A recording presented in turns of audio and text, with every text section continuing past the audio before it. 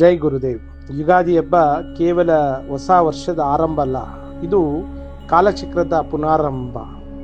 ಆದ್ದರಿಂದ ಯುಗಾದಿಯನ್ನು ಸ್ವಾಗತಿಸೋಣ.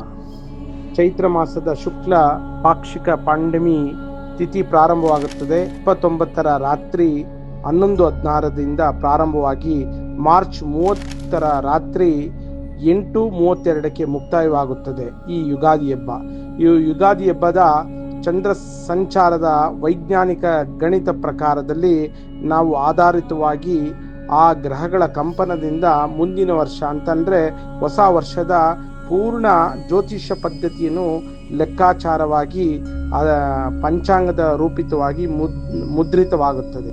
ಆತ್ಮೀಯರೇ, ಈ ಯುಗಾದಿಯಲ್ಲಿ ಎಣ್ಣೆ ಸ್ನಾನ ಮಾಡುವಾಗ ಒಂದು ವಿಶಿಷ್ಟವಾದ ಶಕ್ತಿಯುಳ್ಳ ಮಂತ್ರವನ್ನು ಜಪಿಸಿ. ಈ ಮಂತ್ರವನ್ನು ಇಲ್ಲಿ ಬರೆದಿದೆ, ಈ ಮಂತ್ರವನ್ನು ಓದಿ.